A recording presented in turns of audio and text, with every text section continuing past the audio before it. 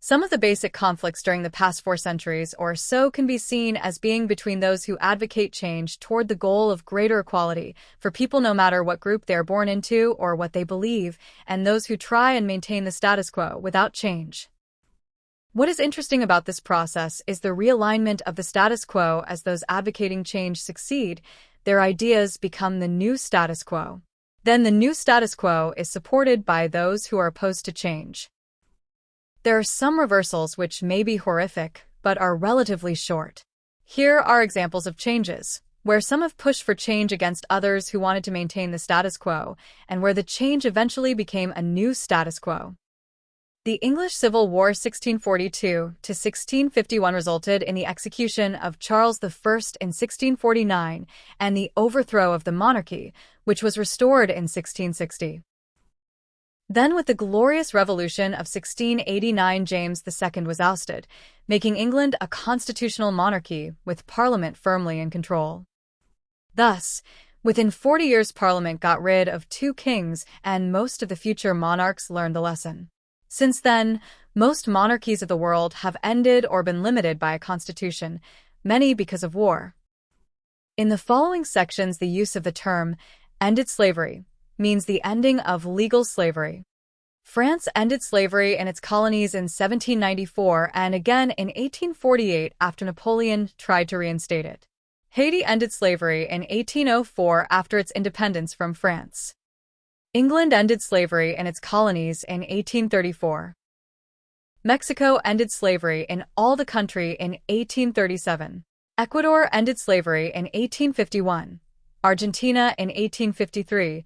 Peru and Venezuela in 1854. In 1865, the U.S. ended slavery, although some northern states did so earlier. Currently legal, hereditary, chattel slavery is mostly eradicated from the world. Forever Free, 1867, by Edmonia Lewis. In 1803, U.S. states, Kentucky, New Hampshire, and Vermont, out of 17 allowed all adult white males to vote. By 1830, this increased to 10 out of 24, with 8 others having taxpayer restrictions and 6 still having property restrictions. In 1856, North Carolina was the last state to remove property restrictions for voting, although 5 states retained tax-paying restrictions. New Zealand allowed women to vote in 1893. This was followed by other governments. Until now, all countries allow women's suffrage. However, many of these governments are authoritative, so voting by either sex may not make much of a difference. Even though the percentage of women in elective office, including in some cases leaders of countries, has increased, although it is still below parity. In the U.S., there have also been more educational opportunities for females, and women have become more financially independent with their increase in the labor force and a closing of the gender income gap. Even with the passage of the 3 Reconstruction Amendments, there were still people who tried to find loopholes to maintain the status quo of keeping non-whites from voting and to keep non-whites separate from whites. In the case of Plessy v. Ferguson, 1896, the U.S. Supreme Court ruled that separate but equal was constitutional. However, this was overturned in the Brown v. Board of Education case in 1954 that separate was inherently unequal. Here was the situation of segregated schools prior to 1954. Red equals required, green equals forbidden, yellow equals no legislation, and blue equals limited. The Civil Rights Act of 1964 and 1968, plus the Voting Rights Act of 1965, were further attempts to eliminate racial segregation and voting suppression. While these measures passed, there were many who were opposed to them. Jews have been persecuted for much of their history, including being expelled from many European countries. Starting during the later part of the 18th century, there was a movement, in many countries, to emancipate Jews, that is, to allow them full rights as citizens. However, the second half of the 19th century saw the beginning of anti-Semitism. With anti-Semitism, hatred of Jews shifted from hatred because of their religion to hatred of Jews as a racial group. This led to the Holocaust of the Nazi regime and the murder of 6 million innocent Jews. But the Nazi regime lost the war, and the Jewish population started to grow again. There are still anti-Semite acts, and there are people who oppose the actions of Israel, but most countries recognize Israel's right to exist, and Israel signed a peace treaty with Egypt in 1979 and with Jordan in 1994. In 1914, the heir to the Austrian-Hungarian throne was assassinated, and the world was thrown into the horror of the First World War. In 1919, to try and avoid any future conflicts, a League of Nations was proposed. This league didn't solve the problem of such large wars, but at the end of the Second World War, in 1945, the United Nations was formed to replace it. Then, in 1949, the North Atlantic Treaty Organization, NATO, came into existence with 12 member countries. NATO now has 32 members. The European Union, EU, now has 27 member countries, shown on right in blue. The euro is used by 20 countries, shown on the right in blue.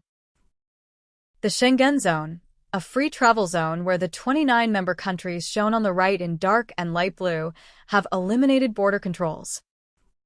The following 16 European countries are members of all four agencies: NATO, European Union, Euro area, Schengen area. Belgium, Croatia, Estonia, Finland, France, Germany, Greece, Italy, Latvia, Lithuania, Luxembourg, Netherlands, Portugal, Slovakia, Slovenia, Spain. The British Commonwealth now has 56 members. The World Trade Organization, WTO, has 166 members. The World Health Organization, WHO, has 194 members, and the International Monetary Fund, IMF, has 191 members. There are more than 300 international organizations. The Netherlands legalized same-sex marriage in 2001. It was the first country to do so. This was followed by other countries, with the result that there are now 38 such countries. The United States legalized same-sex marriage in 2015. Gallup polling shows that in 1996 only 26% of respondents said that same-sex marriage should be valid, with 68% disagreeing, but in 2024 the numbers were mostly reversed, with 69% saying it should be valid and 29% disagreeing. The term laissez-faire went back to the late 1600s and referred to an economic policy of little government involvement in the economy. This policy tended to hold for the most part during the 19th century and into the early 20th century. Also, during the 19th century, the concept of socialism was advanced. These two ideas were opposed to each other. Then, in 1929, the Great Depression hit. Many workers were put out of work, with the unemployment rate almost hitting 25% in the U.S. The U.S. government, under a Democratic administration, then implemented a program of government help for the unemployed and government involvement in the economy, called the New Deal. Later, in 1990, when the Soviet Union, along with its socialist system, collapsed. Thus, during the 20th century and into the 21st, there have been reluctant movements toward a mixed market system with government involvement. In the U.S., the latest example was the Affordable Care Act, ACA. An important part of our current electoral system is the secret ballot, but that was not always the case. Australia implemented a secret ballot in 1856, New Zealand in 1870, Great Britain in 1872, and the United States in 1884. Before the implementation of the secret ballot, voters could be subjected to bribery and intimidation.